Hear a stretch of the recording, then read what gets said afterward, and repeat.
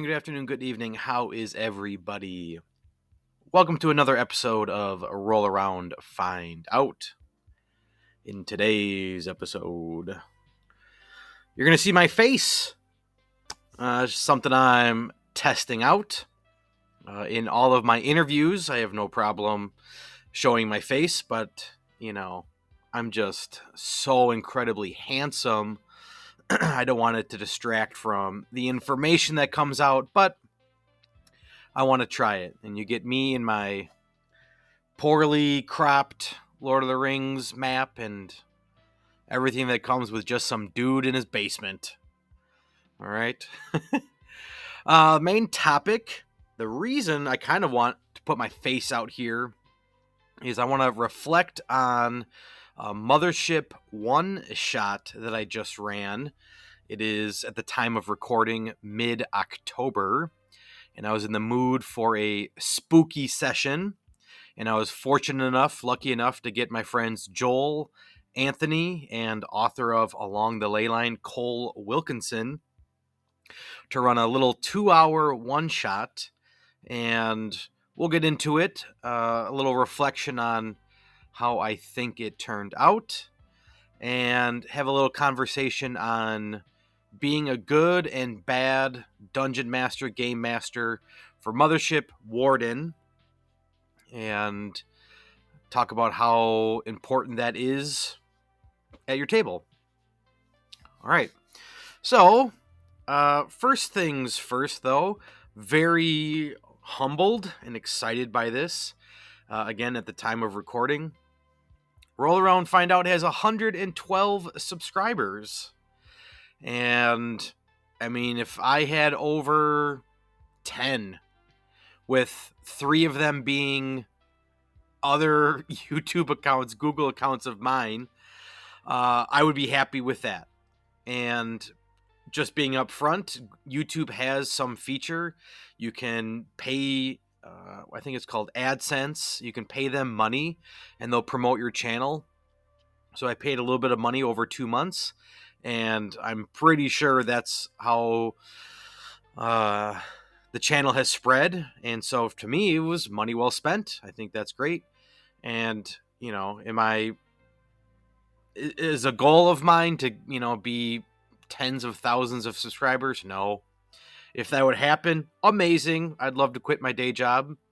But, 112 subscribers, 75 of them are probably bot accounts. But hey, I'm happy. I'm happy and I'm proud with where we are projecting. Okay, that was first things first. Second things second, I'm going to navigate myself on over to drive-thru. I have everything I've ever downloaded here. Let's see if I can... Maybe at the bottom it tells me. I always forget the number. I think it's in like the 600s of things that I have downloaded here. And so I like to just go and find something random that I have probably forgotten all about and just see how cool or not cool it is. So I'll close my eyes, shuffle it around a little bit, and then we'll pick something on this page. Okay, micro chapbooks. I may or may not have talked about these in the past. Let's see if I can find one specifically to talk about. Ooh, Pocket Fantasy. Let me put a pin in that one. But okay, let's go with Siege at Murdoch Manor, a micro chapbook RPG.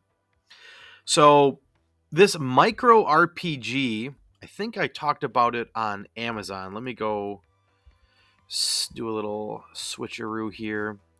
Micro chapbook. Yeah, so pretty popular here on Amazon, relatively speaking. I mean, we're not thousands of reviews and things here, but my issue with this micro chapbook is they had tons of different editions. It was like basic edition, advanced basic edition, ultimate edition. And One person could look at it and probably say, yeah, it's just like Dungeons and Dragons. There's the basic set and then there's the advanced set. But for me, in my tiny brain, I was pretty confused as to like what version to pick up. And so let's see if I can even find these different ones. Yeah, okay, this like one version. Okay, no, okay, yeah. So that was the basic edition rules. 117 pages for $13. Don't get me wrong, the value on it is there. That's pretty good price. Okay, but then we have the micro chapbook deluxe core rule book updated. Then we have the deluxe core rule book. So there's the rule book, there's the updated rule book. This one has more reviews, probably because it's older. If I go here, ultra simple rules for solo roleplay. I don't know. I mean, again, they are priced well, and maybe I need to give it a better look. But okay, that's neither here nor there. Let's look at what this one specifically is. It's 3 pages. It's an adventure. And maybe it's so great, I'll print it off and take it to my school club and a kid can run it. Stings the nostrils. The aesthetics here. Okay, 1. What is Siege at Mordock Manor? It is an ultra simple role-playing game that can be played solo or with a traditional GM if you wish. Let me zoom in here. Okay, so it is a game, not just an adventure. It is a game. 2, what do we need?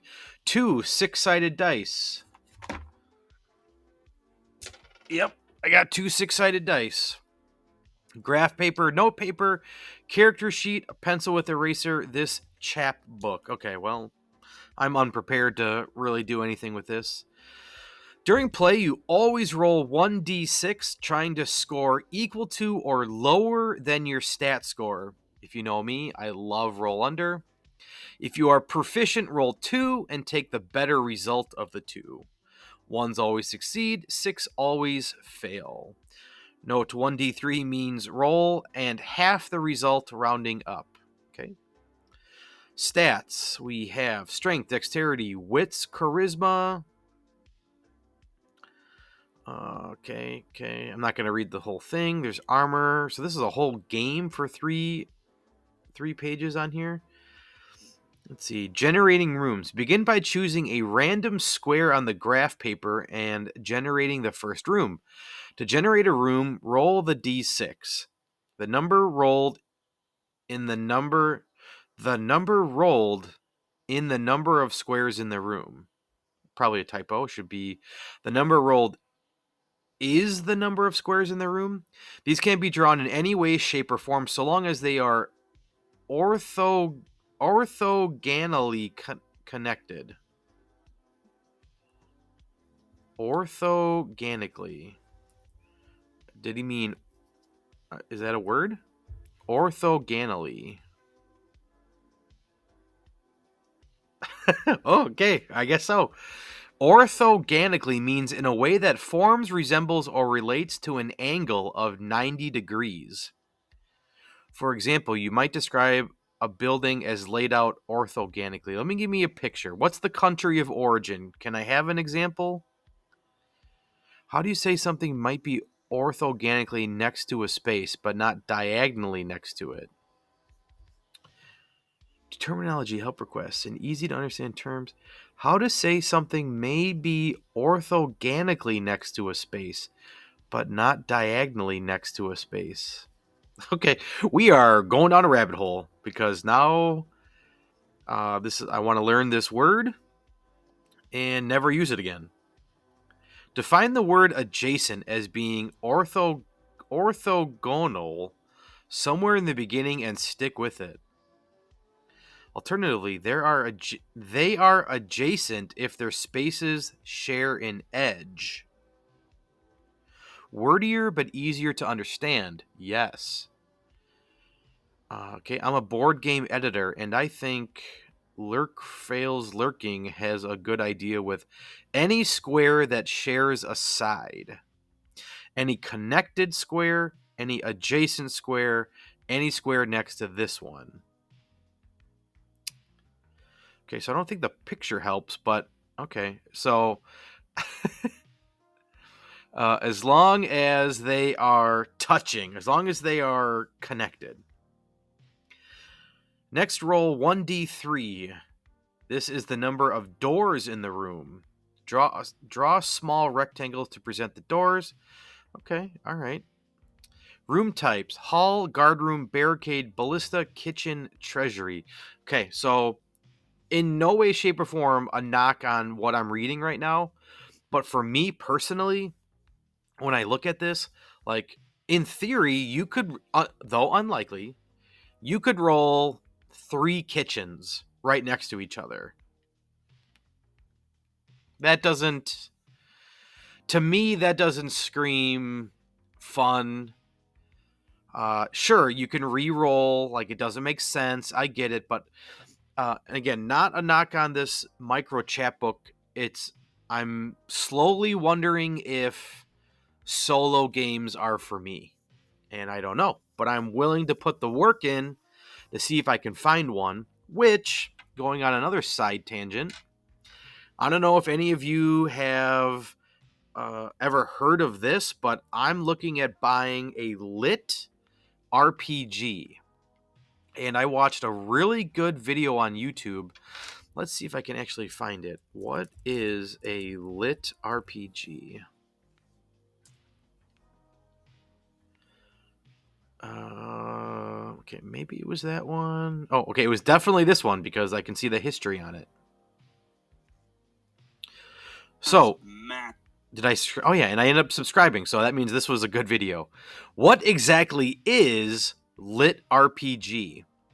And to completely summarize the parts that I've watched here, it's a novel, usually fantasy novel, that the in-game character like knows his stats. And he will choose a stat or a skill based on the percentage of a more likely outcome. So if he has to jump over a ravine, then maybe he uses strength, or maybe he can argue his dexterity. Dexterity. And then I believe in the story, it just says like, "Oops, I rolled a 4 and I fail." I would love to like have a choose your own adventure book, which maybe it's something to work on. A choose your own adventure book where the player rolls the dice, the reader rolls the dice, and then based on your roll, you go to a different section of the book to read. Which, okay, all right, let's experiment because I want to. Do I have ADHD? That's up for you to decide. Write me a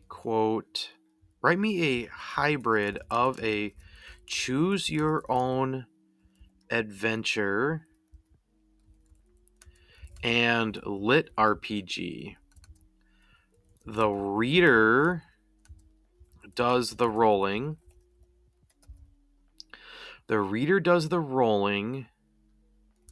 And based on the outcome of the roll,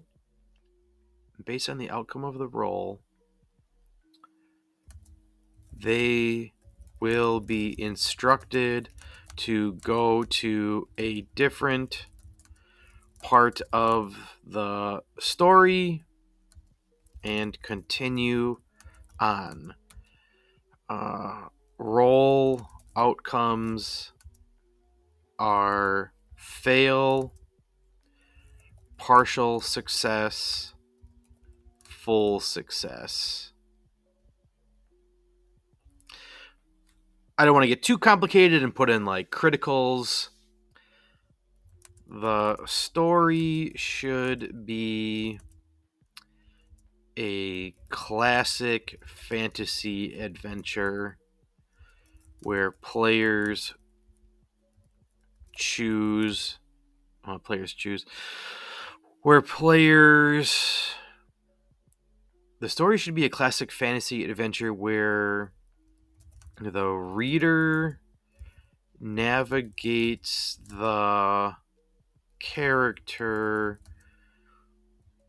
to fight a dragon that has been terrorizing the kingdom.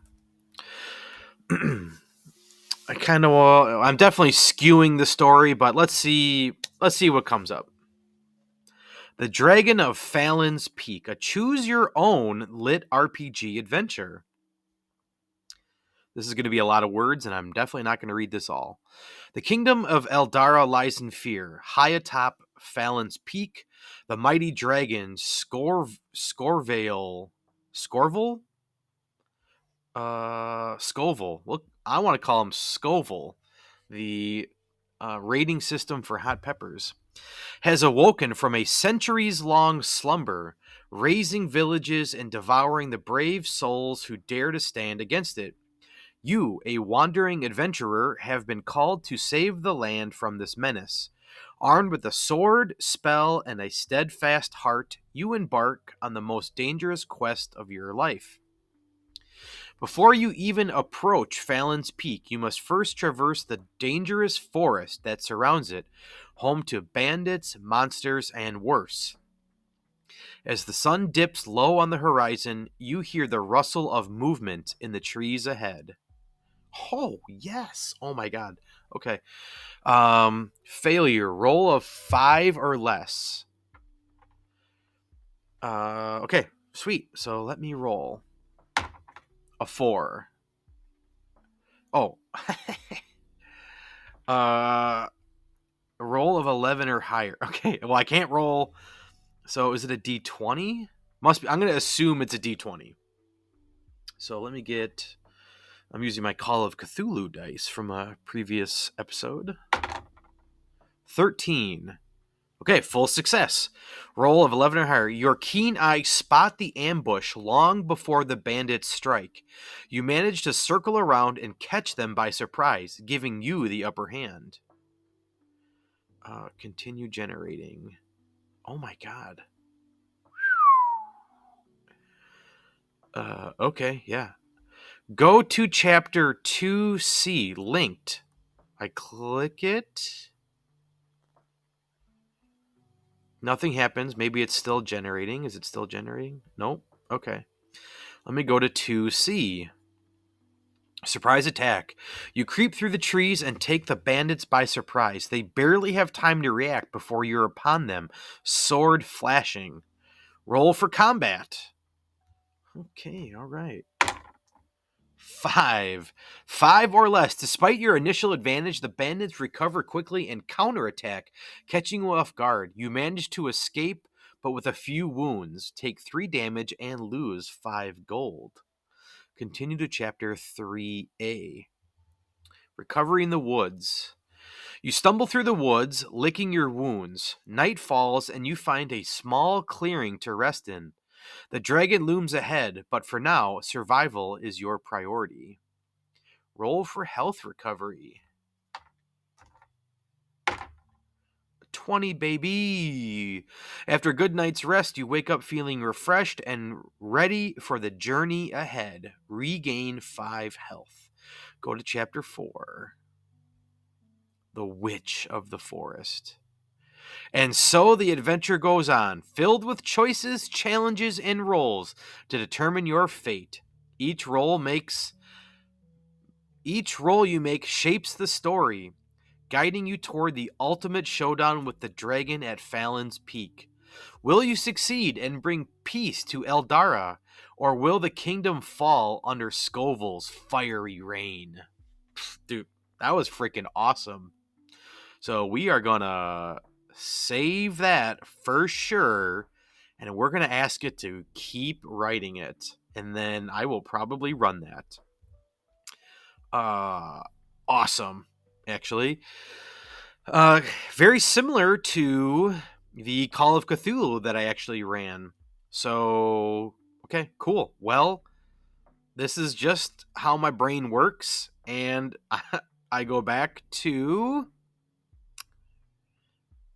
the siege at Mordock Manor. A micro chapbook scenario for evil characters by Noah Patterson. Okay. Well, here's my character sheet.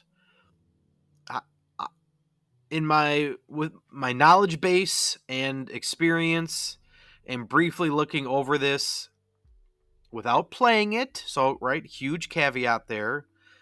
This seems like a B minus. Okay. I'd have to really run it, and maybe that score will drastically change. But I appreciate the effort on making it solo friendly and generating with random tables for generating, I guess. Let's see what kind of enemies. Guard boy, squire, manor guardsman, grounds patrolman, captain of the guard, and the manor knight with an asterisk. Okay. Can I quickly find what the asterisk means? Quickly? No, I cannot. What does that mean? Maybe it means like re-roll. Oh, okay. I kind of like that there's a max here. So you can't keep rolling. You can't just keep rolling and getting guard boys and squires. So it would take more time than I want to give to it to flesh this all out. I'd have to read the whole thing. And if you've listened to any podcast, you know reading is hard. Okay. So there we go. Go check out Micro Chapbook. Maybe it's for you. I think somewhere he stated it was a COVID project and it took off. But then again, for me personally, it was just so many different versions. Here's the updated version. I don't know. But for the price, can you really go wrong? Put it on your shelf. Okay, here we go. See, this is not just me. Waste of money, a rehash of previous books. But if you don't own the previous books, maybe this is the one for you. Okay, I'm going to change my camera setup here, and then we'll go to the next section of What's on Heath's Bookshelf. So, see you in the next one. All right. Got a little special thing to talk about right now. In the future here, I'm going to do something for this glare. It's an issue, but I'm going to bring this out to the table. Call of Cthulhu starter set. If you're a regular listener, you might say to yourself, whoa, not too long ago, you did the solo adventure in this. And I would say, yes, I did. So why am I talking about the Cthulhu starter set again? Well, it's not actually this starter set I want to talk to you about. I want to talk about this Cthulhu starter set. I believe it is the exact same thing. The only difference is it has different cover art and a little 40th anniversary tag here. When I flip these over, the backs are the exact same, minus the glare here. And so, again, you might be thinking, actually, hang, let me read. I need glasses. Alone Against the Flames. Yeah, okay, same thing. Same thing, just different printing. Well, why, Heath, why are you talking about this? Well, let me get this old one out of the way. Because I'm going to leave this here because I got something else to bring. Ready for this? Rune Quest starter set. What? 50th episode. You talked about how Humble Bundle, you bought the starter set. Yeah, sure did. Made a character, took me 3 hours, just like Mithras did. Yeah. So I've got the Rune Quest starter set. But wait, there's more. The Pendragon starter set. What? Heath, are you rich, you're asking? I certainly am not. I have to thank, I just looked it up, but I'm going to go back and look it up. I have to thank Dustin Wright, Wright, my contact point at Chaosium. Not for me, not for the Roll Around Find Out podcast. However, when I bought with my own money the Pathfinder 2nd Edition revised starter set, I looked up a review on it, and somebody on there said, hey, why don't you, hey, you can reach out to Paizo, and they have a program for teachers and people that run school clubs, and they will send you something. So I reached out, and they said, oh, well, I told him that with my own money, I bought the starter set. And he said, well, normally we send out the starter set, but since you already have that, we'll send you a hard copy of whatever the latest book is. When that comes in, I'll share it. And so then I already had the email written, and I thought, oh, well, why don't I just copy and paste it to as many publishers as I can? Dungeons and Dragons said no. A couple others said, yeah, we'll forward it to the marketing people. And then it kind of just sat there, and I don't need to beg. I'm not in a position to beg, but kudos to Chaosium.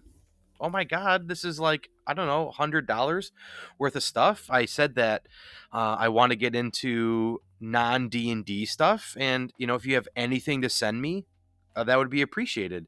So I did specifically say that I am a middle school, yet when looking at these, Rune Quest, mature, 16 or older, Pendragon, 16 or older. And I don't see it here on the Call of Cthulhu, but when I played it through, I got burnt at the stake. So, yes. Let's get middle school kids into mature content. So, super, super happy. I personally own this. And so I think these might be a little too complicated for middle school. Call of Cthulhu, this one I might donate to the high school. I'm not sure if they have a D&D program. I don't think they do, but I'll see if I can get in contact with somebody there, because I don't need it. And I'm not going to give it away or anything for the podcast, because this was a nice donation to the school club. And again, RuneQuest I personally own. But one thing that I'm going to do with RuneQuest, and I guess I missed it when I bought it on Humble Bundle, but much like Call of Cthulhu, it has a solo quest. So I will do this for an episode. 100% going to happen. Pumped about that. And Pendragon, Greg Stafford is a pretty famous name in the industry. Has done RuneQuest and not Call of Cthulhu, but I don't know where I would find this, but Pendragon is supposed to be like, I think Greg Stafford's like ultimate achievement. Like, this is supposed to be very, very good. The one thing that I personally just have a little issue with is that you play a knight, and I think that's like kind of it. Yeah, 8-player knights ready for adventure. So maybe they have specializations, and I know nothing about it. I know very little, but again, let's see. Does this have a solo? Yeah. Book 1, The Adventure of the Sword and the Stone. Learn the rules for Pendragon as you play this solo adventure.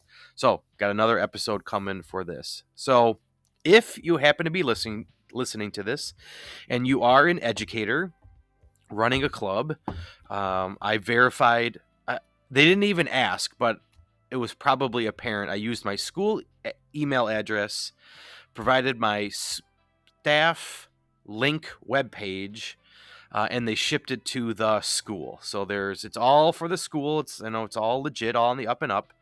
But Chaosium, if you're an educator, reach out. They sent it to me. I don't know why they wouldn't send it to you. They want to get the kids hooked on their product, and then they'll be, on it for life. Pendragon, RuneQuest, Call of Cthulhu, and then when Paizo sends me their latest book, I will talk about that as well. But for a nobody guy, this is pretty exciting. This is like $100 worth of stuff, and they didn't have to do that. So I am a Chaosium fan. That was just super nice. So, all right, that wraps up this. On to the next topic. All right, on to the main topic. This is a YouTube channel that I'm not sure I have mentioned before. If I have, it's just in passing. But I am a fan of the Gaming Gang. It's a guy that lives somewhere in the Chicago area. He's got 14.2 thousand subscribers. And in the best way possible, I can say he flies under the radar.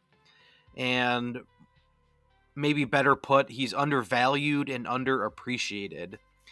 He's got enough content to help any player, game master. He's got enough credibility that companies send him review copies. He's got a website, The Gaming Gang, which I've not been to in a while. The Gaming Gang, not The Gaming Game. Come on, slow internet. The Gaming Gang. Let's try that. There we go. And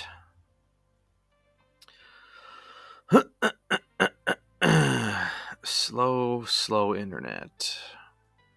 Here's his website. Wow, look at... Am I on dial-up right now? I think I'm on dial-up. And so he's got affiliate links for DriveThruRPG, tons and tons of stuff. And so I'll be honest, I'm not sure how many times a week, but he runs a lot of live streams on YouTube. And I'll pop in when I can, especially if the topic is something that interests me. And one of the topics did, in fact, interest me. And it was, is a good/great game master really that important in role-playing games? And the short of it is, he goes on to say, yes. You need to have a good or great role-playing game to have a great experience at the table. Now, I agree on some level. If you've got Matt Mercer, like you're not going to have a bad time, right? And maybe he gets too much credit. I'm not a big Critical Role fan, but there's no doubting like he puts the time, the effort, the work in, and he gets out what he puts in, right? Can't deny that. And so I would push back and say, hey, if you can get a game master to just run a game, then you've succeeded. Whether they were into the hobby first or you've converted a player to a game master, then great. You're playing a role-playing game. You've succeeded. Okay? So go give this a watch. Is a good/great game master really that important in role-playing games? And you can skip, he's got it all bookmarked here. You can skip to about the 55-minute mark here. and then it goes for, well, let's see, wrapping up. It's about a half-hour conversation, we'll say. So check it all out if you want, or just that portion, and then make up your own mind on whether or not having a good or great game master is really important. So that has kind of been in the back of my head of, man, am I good? I don't know. And I've done some self-reflecting. I talk about it all the time. It's not like I have a ton of experience, but my 11-month campaign with my friends Joel and Anthony, I loved it. I absolutely loved it, and I think I did enough. I did a good enough job in that both of them ran also about 11-month long campaigns, and so maybe they did it to humor me, but I highly doubt they gave up 3 years of their life. I mean, not their whole life, but they gave up time at various points in 3 years of their life to just, humor me at this interest of mine. So I label myself as a B minus dungeon master, and I say that in like all aspects of my life. I always say I'm a B minus human. Uh, Whatever, C would be average. So like I'm decent at some things. I have skills. I have woodworking skills. Uh, sure, dungeon master skills. Now I'm putting myself on the spot. Like I'm good at things. I'm terrible at other things. And so moving the conversation on, I just ran. I was fortunate enough and lucky enough, I think I said it in the intro, to run a 2-hour one shot of Mothership with my friends Anthony and Joel, and the lovely and beautiful and talented Cole Wilkinson also was able to join us. He had run an adventure, They Croak Every Night, for his system along the ley line. And I'll be honest, I even said it in a preparatory email to them that I was nervous, uh, and I didn't say this specifically, but, hey, Cole has developed his own game, produced it, selling it. We got to play in an adventure that he wrote specifically for his game, so I hold him in high esteem. That like he talks the talk and he walks the walk. I talk the talk and I stumble, I trip and I fall along the walk. And this is maybe a theme ongoing that I'm hard on myself, but it's kind of just my personality. When I run my school clubs, I think I crush it. I think those kids, they don't know how bad they have it. And so I'm able to entertain them much easier than adults. So at the time of recording, mid-October, mentioned that a handful of times, I wanted to run Mothership. I look at it on my shelf all the time, and it's like, man, this is just going to waste. Like, I've got stuff that I want to do. And so I wanted to run the Another Bug Hunt introductory adventure for Mothership that came in the box set that I got. But in looking it over, I didn't think I could do it justice in 2 hours. Also, I'll bounce back. If you're looking for something to check out, I probably should have just run this exactly as is, exactly like they did here, because these are the masters. This is Sean McCoy. He is the author of Mothership. And let's do this with my slow internet. This is like an hour-long Let's Play of Another Bug Hunt, and I highly recommend you go check this out. Mothership. If you know nothing about Mothership, go check out Tuesday Night Games. This guy is Alan Girding, and I don't quite understand their dynamics fully, but I think Alan Girding is a friend of Sean McCoy, the author of Mothership, and so they work close together. But Tuesday Night Games is like the publisher and the distributor of Sean's game Mothership. But go and check this out. I wanted to run this, but I didn't think I could do it. It's awesome. It's worth in 53 minutes of your time for sure. Okay, so that led me to, well, what am I going to run? and I have a bunch of these double-sided pamphlet adventures. So I was going through there, and as I usually do, I'm like, I don't know. I don't want to screw these up. I'm not. I had 2 days to prepare. I don't think I let them know that, but I had 2 days to prepare, and I like, okay, I'm gonna just write my own adventure, and so we're gonna go over that here. Before I do, though, let's see. In 21 days, the end of November, this probably by the time this comes out, which I think is gonna be, I'm so far ahead of schedule. This will be like mid-December, maybe early January before this comes out. But Mothership is launching another product, Wages of Sin, and I'm just take my money. Like I need to have it. The addiction is real. This cover is amazing. Please don't change it. It is about bounty hunters, and if players commit a crime, there are 100 bounties, each with consequences based on player actions, each formatted as a one-shot adventure. Use them as targets or as NPCs, enemies, or clients. 200 pages, 50 worlds, 10 bounty hunters to pursue your players. I'm not reading the whole thing. There's just a couple left, but I mean, yeah, it's give it to me, give it to me, give it to me. I freaking love it. Like think of a favorite movie, think of a favorite band. When like you talk about it, you listen to them, it gets you hyped up. I don't know what it is, but Mothership, man, just gets me going. I love reading the content. I love the theme.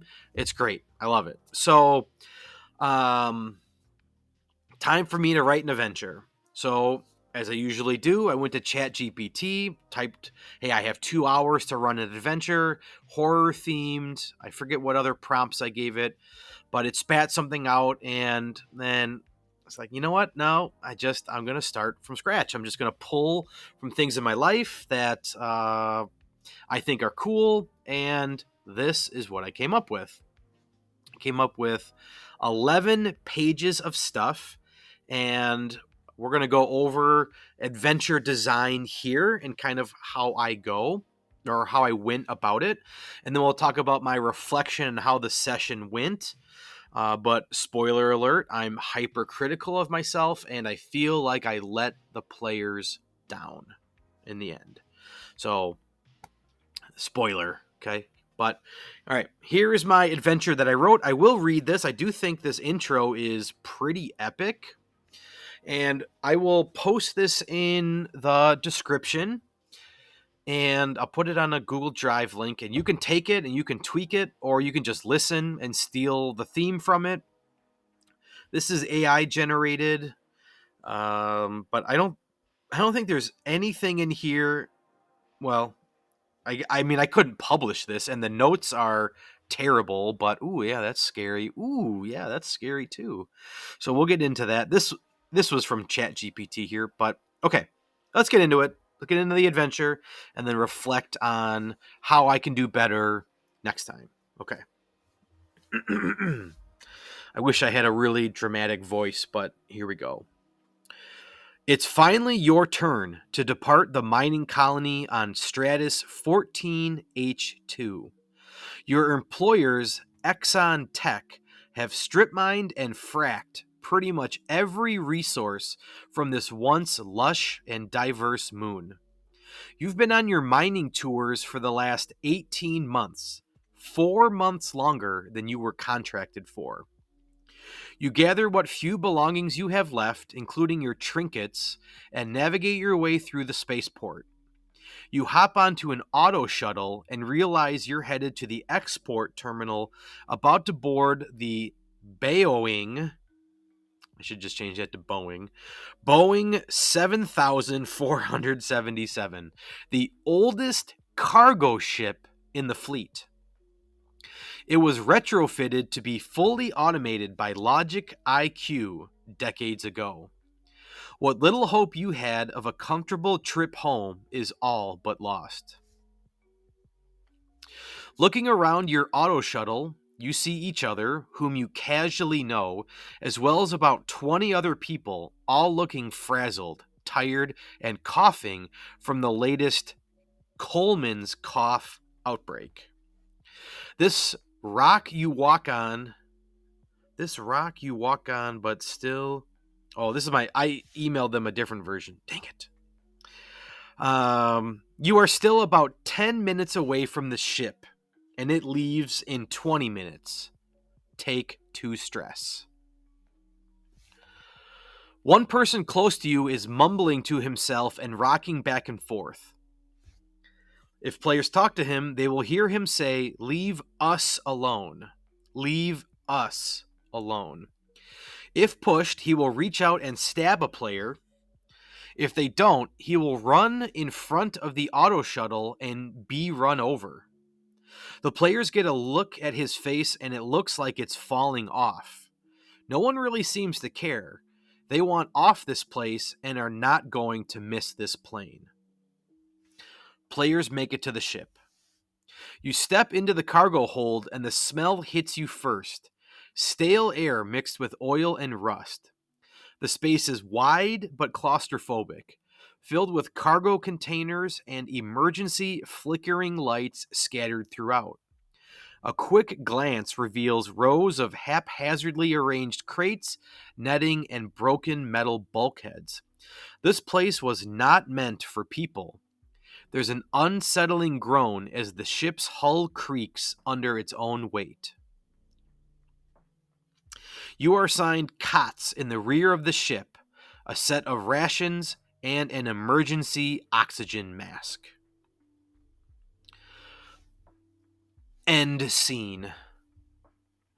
Okay, then I tell the players, all right, you casually know each other, get to know each other here, because you've worked together, you cross paths, share a lunchroom, but now it's the time to introduce each other.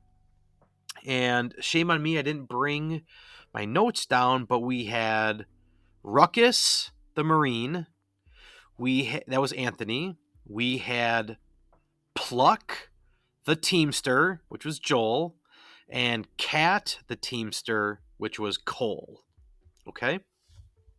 And I'll streamline what is going on here, but the planet they were on, or excuse me, the moon they were on, is a complete wasteland. And there was this parasite on there called a tardigrade.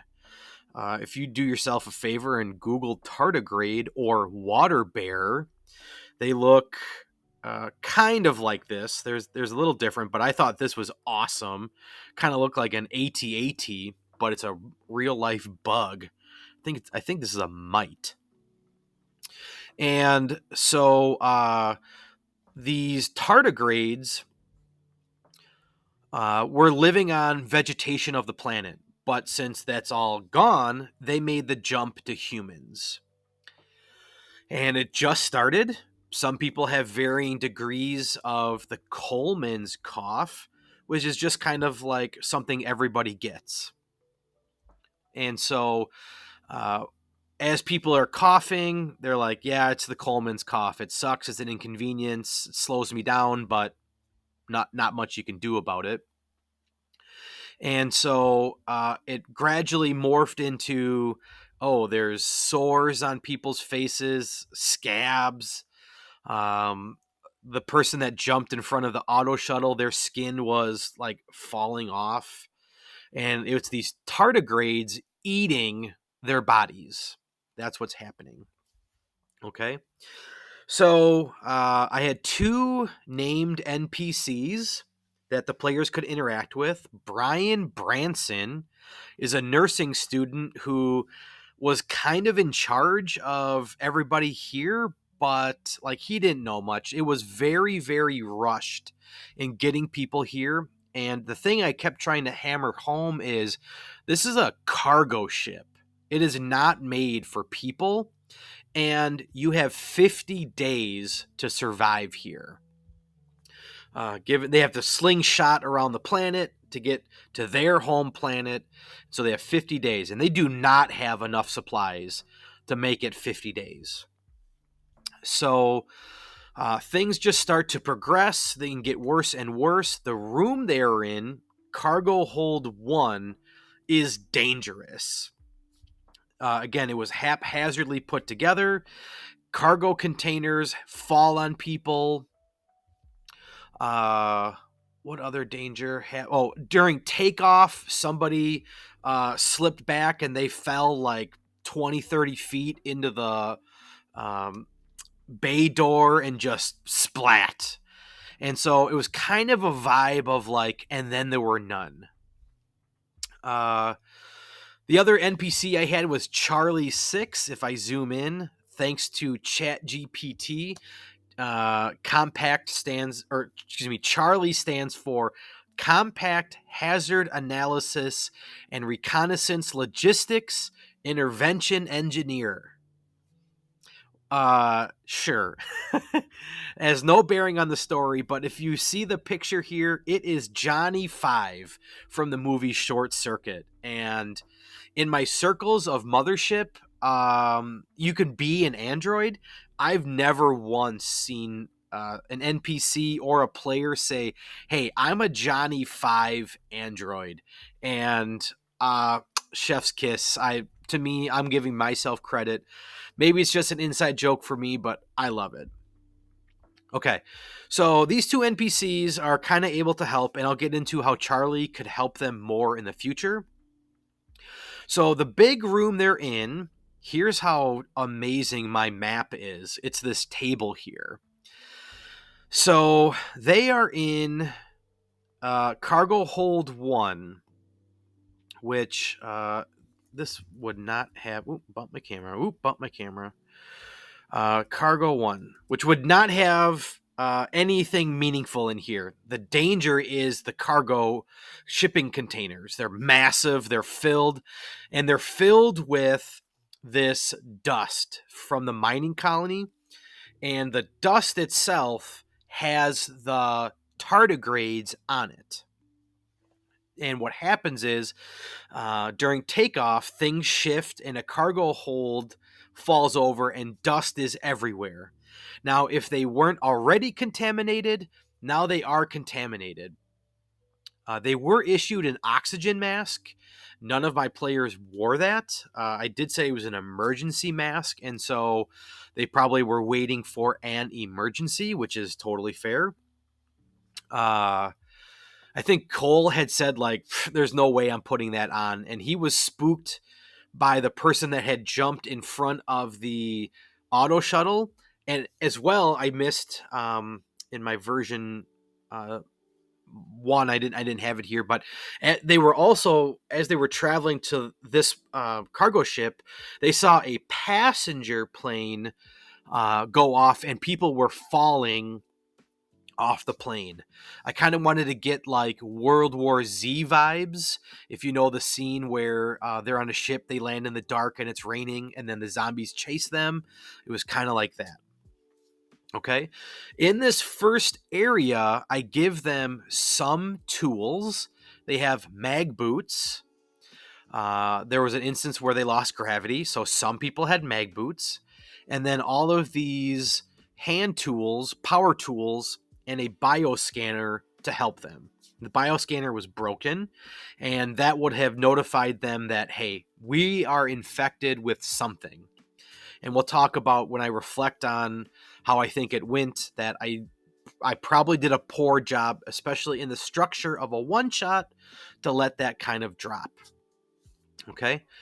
So things progress. More of these NPCs are dying, and I'll step back. Ruckus, there were a couple injured people when the cargo containers fell, and Brian, NPC Brian, is a nursing student. He's trying to ease their passing, giving them stim packs, just trying to dull the pain, let them forget about it. But Ruckus, the Marine, he's seen things, right? He knows things. So he goes over to the two people that are suffering and just breaks their necks. Brian is freaking out, like, what are you doing, man? Oh my God, like, they're human beings. What are you doing? And Ruckus just very matter of fact, like, hey man, we got 50 days on here and now we can use their rations. Like, Sorry, like it is what it is. And that was a pretty cold moment. That was super cool. So again, it's kind of like, and then there were none. NPCs start dying off, and then they get to a point where, okay, they've done enough. They've rushed here. Cargo ship has gone off, and it's time for night. So a major mechanic of Mothership is the panic system. Anytime they fail a check, they get a stress. And then if they critically fail, if they roll doubles over their stat, then they roll on the panic table. We'll talk about reflection afterwards, but I should have started them at a higher stress point. I think that could have made the game difficulty ramp up, and but we'll save that for later. Okay, so Anthony Ruckus wakes up to one of the NPCs smashing his, I think it's heavy battle dress in the face with a crowbar. It worked out perfect. He failed his first roll. The person came in again, hit him in the face, this time with full damage, because the first strike was enough to just destroy his armor. And I thought mechanically it matched the story as well. So that was awesome. And then eventually Anthony was able to take hold of the situation and knock out the guy. They inspected this guy and they could see, oh, he had this ick on his mouth, the scabs. And so, like, man, he was sick. And they figured out that it was the Coleman's cough. But Brian, again, is like, yeah, we've all had the Coleman cough. It's not a big deal. Like, I don't know what's going on. So they explore more of the room. Eventually, they realize, let's see, what was the order? They go into the engine room to, okay, so they know now. Fast forward in time. Sorry for the confusion there. Fast forward in time. They know that they're infected, and I don't think they knew just quite how severe the infection was, but they're like, okay, we're going to clear out this dangerous room. We got to get the cargo holds out. So they decided to go into the engine rooms, and Cole, the Teamster, had his welding torch, and he welded up the door so they wouldn't get sucked out. And they opened up the bay doors, and all the cargo and all the dust went out. But I rolled on my random table, and part of the containers swung around and put a gash into the wall that they were in. So they thought they were safe. And the people that weren't mag booted down, the two NPCs, got sucked out like toothpaste going out of a tube. And I thought that was awesome. So Cole used his last little bit of welding torch and material to seal up the gash, and then we basically ran out of time. And so I said, "This is how I ended it." And we'll get into the reflection part. And so I say, "Hey, you know that bioscanner that you have? Well, it was the damaged one. Well, it was kind of like batteries in a TV remote. Sometimes you just take them out, jostle them around, bang them, and then the remote works. Well, with everything that you've been doing, you can hear it beeping." And so Cole says, okay, I take the scanner out and I scan myself, and I say, yeah, you are just massively infected. Something that I skipped is his character tried to bring humanity back to the situation multiple times. Is like, hey, like, these people are dying, that's not good, what can we do, how can we move to safety? And that was great. So one person was super infected, and Cole's like, I don't care, I'm not going to help if I can't rescue this person. So Cole got a little too close. He got coughed on, and he went from like mildly infected to what I said, like super spreader level. So he knew he was not long for this world. Okay. Fast forward, he scans himself. He sees he's super infected. And despite their best efforts to get rid of it, the engine room they are in is also infected. These tardigrades are everywhere. And so, cliffhanger, end of story. Time was up. Game over. And in saying this out loud, I feel like if you liked what I said in the moment, I don't think the execution was quite there. And I am putting thoughts into Cole's head. But I think the way I portrayed it, it was like, hey, it doesn't matter what you do. I have a scenario where you're going to die. And again, I'm putting words in his or thoughts in his head. He didn't say that. He even emailed me afterwards to say, hey, great session, but I'm hypercritical on myself. And so this may be just unique to me, but let me tell you other things that were going on here. So the big thing is we had 2 hours to play. And so I think I failed in that there were 3 other major rooms for them to explore. And it was hinted at, hey, you're in cargo 1, you have to get to cargo 2. Brian, the NPC, had hinted like, hey, there might be more supplies in cargo bay 2. But the players never pursued that. Pluck, Joel, the Teamster, great role playing all throughout. His name was Pluck because he would pluck his ukulele, and he had a song reference for like everything. And it was super great, super funny, flavorful. It was great. He had said something like, hey, well, like, are the doors locked? And then I said, yeah, doors are locked, but there's a ventilation shaft. You can go up there. And nobody pursued it. So I kind of was like, okay, well, they're not progressing. So what do I do to make this happen here and now?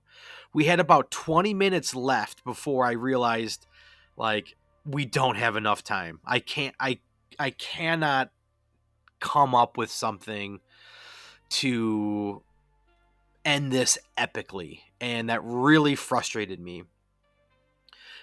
We don't have plans to play in the future, and I kind of spoiled everything afterwards anyways, which is another topic to talk about. And so had I have known, like, hey, if we don't finish it now, we can have a cliffhanger and continue the story in another session. And I didn't want to pride and be like, come on, guys. Like, I'm a nerd. I'm a loser with no life. Like, let's play again. I was happy and appreciative of the time that I got. So I'm like, okay, how do I end this? How do I end this? And what I had intended, what I really wanted to have happen is that these tardigrades were taking over. They only got to sleep one time, but I wanted them to sleep and have hallucinations. And unlike, I would think, a traditional one-shot is there's a monster that has to be beat. Well, I didn't want a monster. I wanted a problem. And the problem were the tardigrades.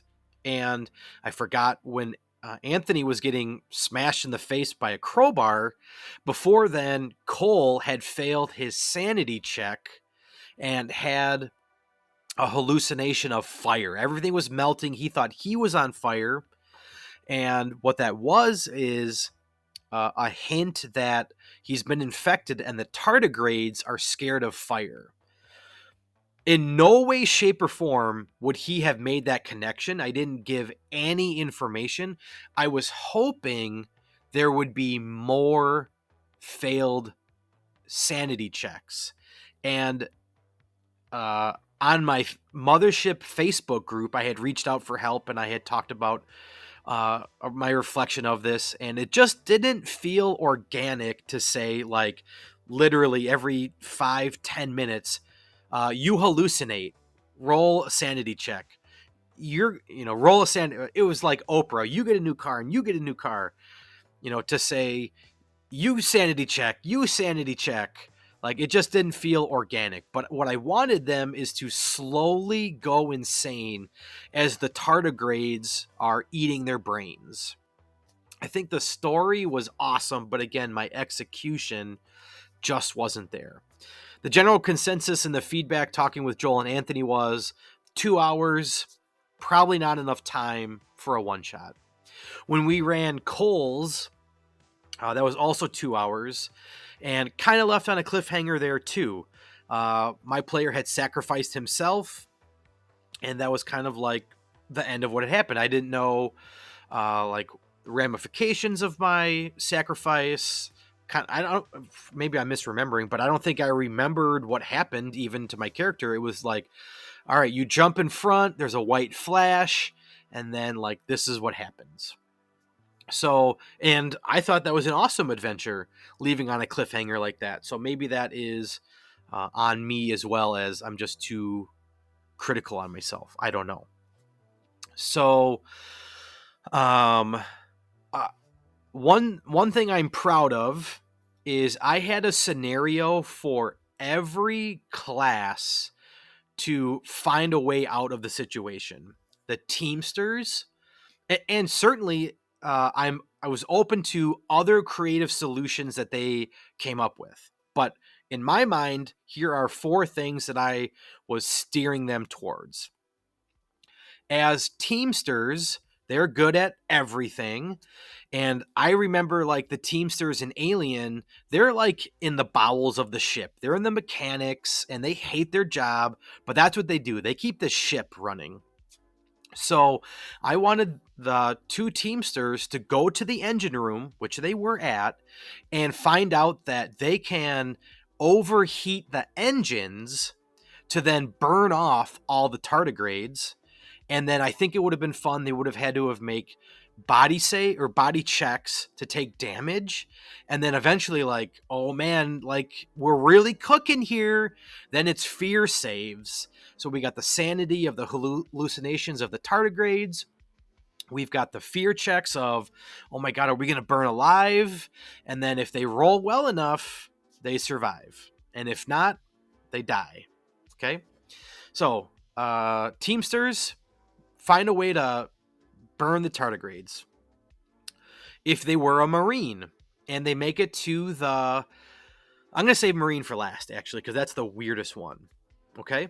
If they were an android, they could have interfaced with the system, with the computer system, because I don't think I mentioned this ship is a cargo ship, and it was retrofitted decades ago to be all robot run, all AI. And so lots of things have been neglected that humans would use. There's no bathrooms, there's no kitchen, there's no barracks, things like that. And so an android would have been really, an android would have done really well, because I think androids have really high sanity. So they would have been unfazed by like the hallucinations and stuff. Though I thought that the tardigrades would have still infected an android. They would have been microscopically chewing on their wires, which I gained inspiration from my lawnmower, my tractor, when mice chewed on the wires this past winter. So they would have had hallucinations too, but probably at disadvantage, but they are usually much higher. So they could have worked with the computer system to unlock the doors.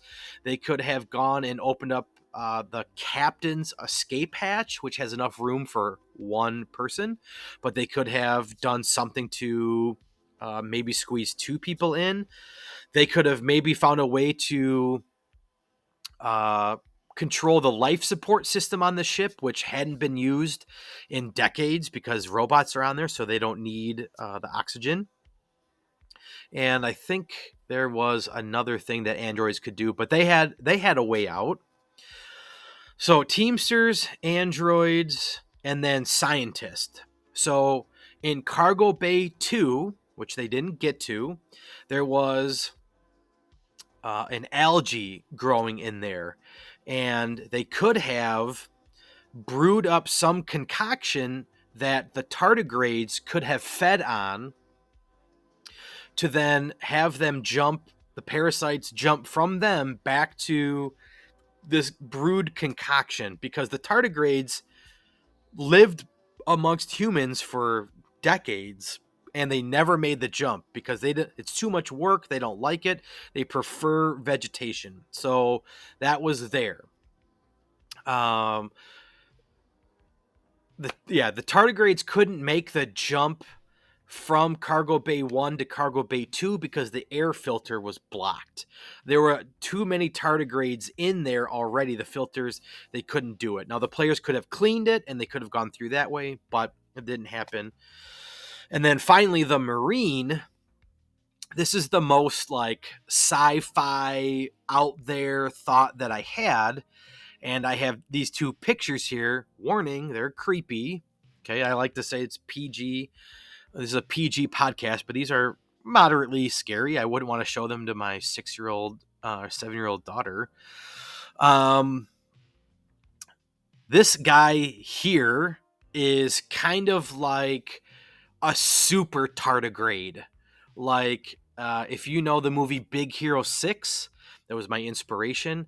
How the main robot in there, not Hero, but Hero's the character, not the robot.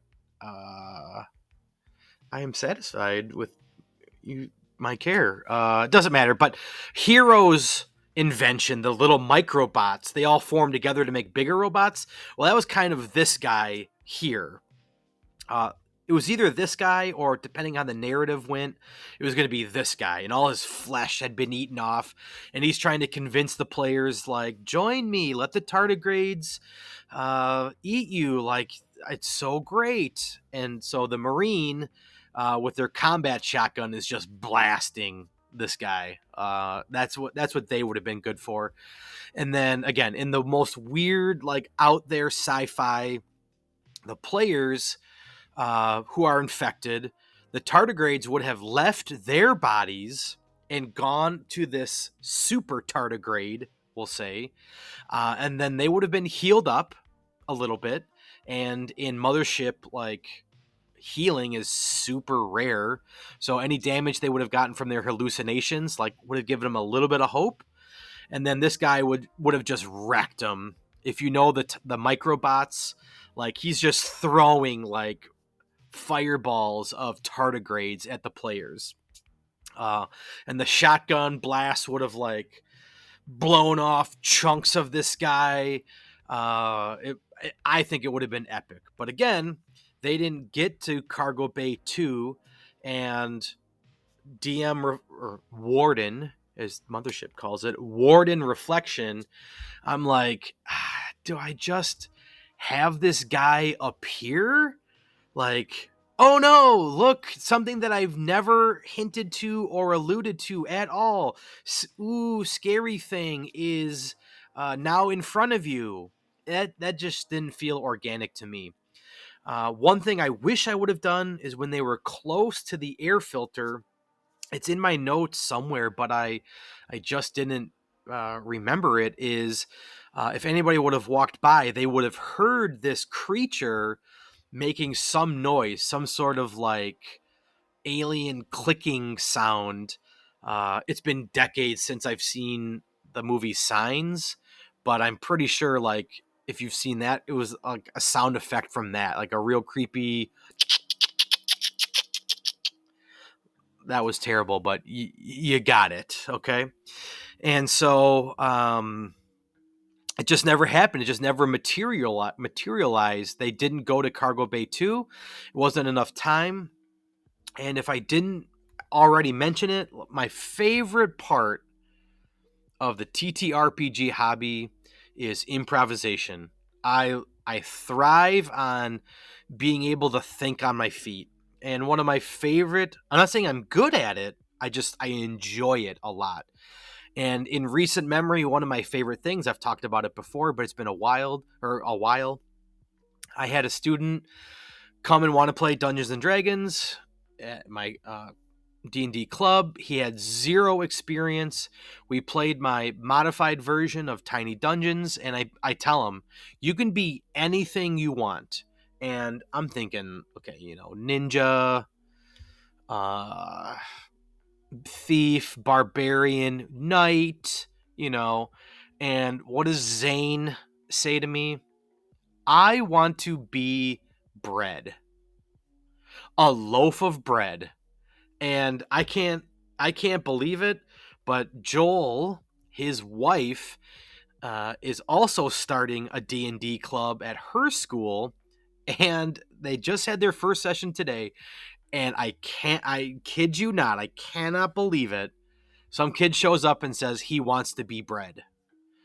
Now, I don't think Joel was kidding. I mean, that is like literally 1 in 1 trillion. That's crazy to me. I joke that this kid must listen to my podcast. So, okay, two things. Upon my reflection, I all three players said they enjoyed it. And so, if I take that at face value, great. They enjoyed it, they had fun. I love it.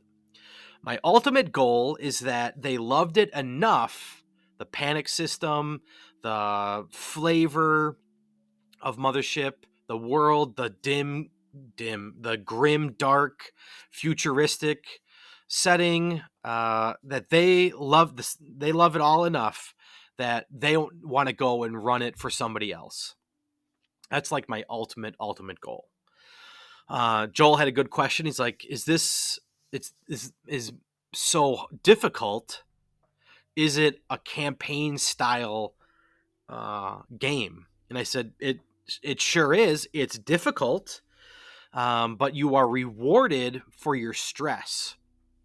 You can go on shore leave, and then you can power up your character with that." I said, "It's difficult. Like, you don't play 5th edition Dungeons and Dragons hoping that a character's going to die. And that's like a chain of events should really have to happen if a character dies, unless you're in like the final boss room, But Mothership is, hey, anything can happen. And the cargo ship that they were in, the cargo bay, it was the oldest ship in the fleet, hastily put together, quickly evacuating, no safety precautions made. Like, this is dangerous. Okay. So, goal number 1, I hope they had fun. 2, the conclusion. I am unsatisfied with the ending. I would have, and again, it's me. It's 100% me. If Joel, Anthony, or Cole are listening to this, they may be like, Heath, just shut up. Like, it was great. And again, take them at face value, but I can't. I can't do it.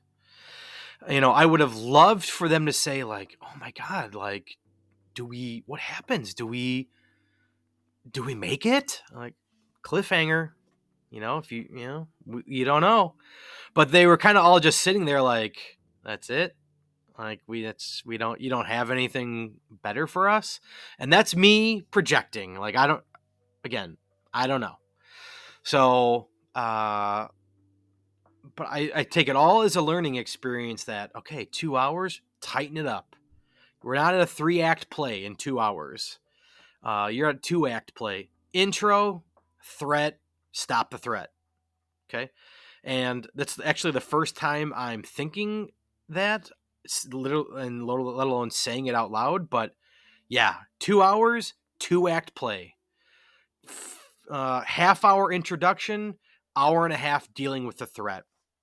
I had too much fluff of things going wrong, not enough the tardigrades. Like, it should have been like, you get on, you breathe the dust, and oh my God, within minutes you are being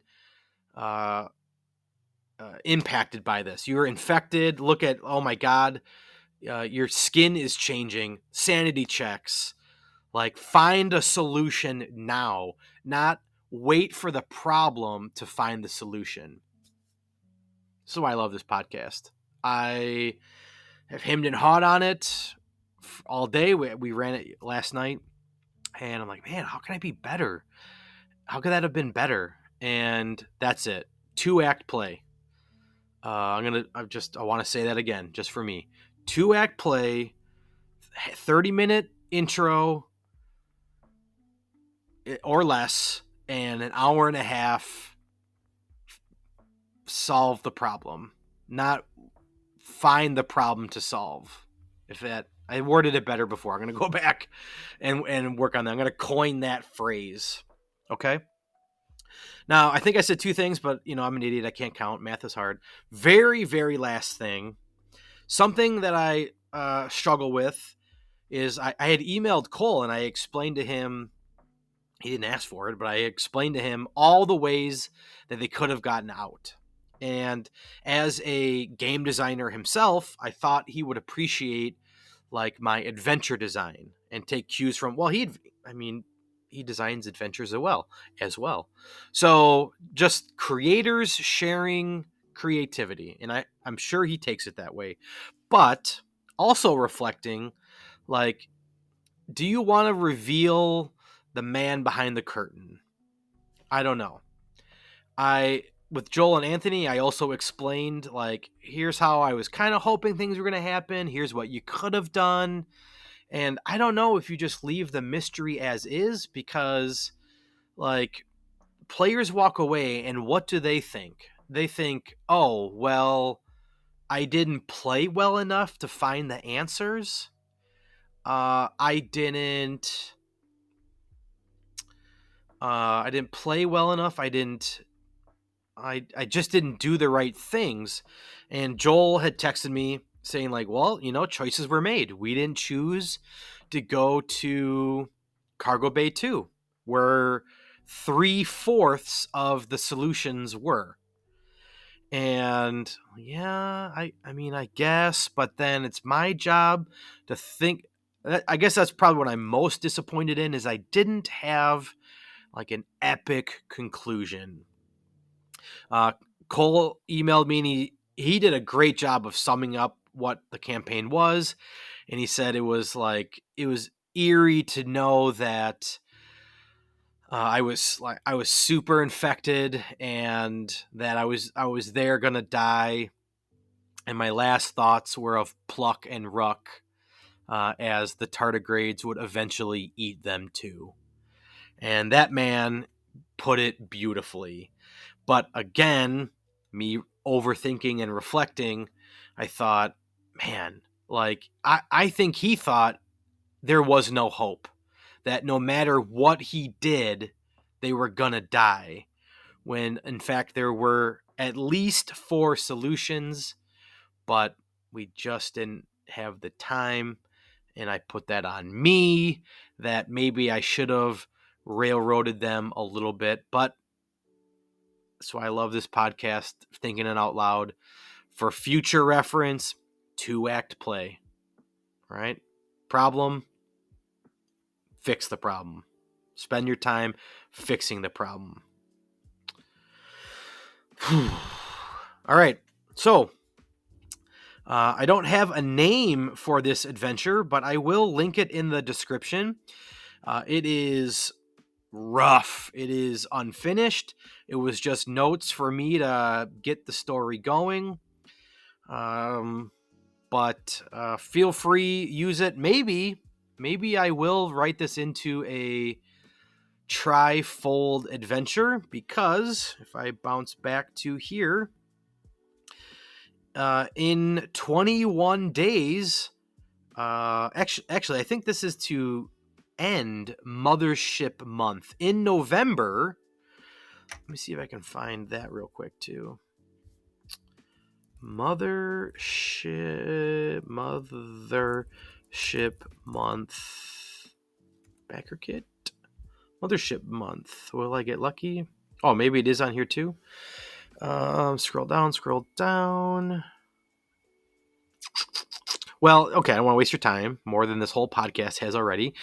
In November, it is the month to submit Mothership content, and I genuinely think this is a good enough story to write for a tri-fold adventure. I think the story is rock on, solid, but better execution, maybe more time. That's my excuse. Will make it better, but I think the story is pretty awesome. All All right. Well, hopefully you got something out of it. I needed to get this off my chest. I'm sure my players had fun. I'm appreciative of their time. I love Mothership. Happy I got to run it. Run something. Go and run something, right? If you're hemming and hawing, if you're listening to this and you haven't run a game, haven't played a game, call up your DM, get a game on the table and on the books, right? Get it to table. Just get out there and do it. All right.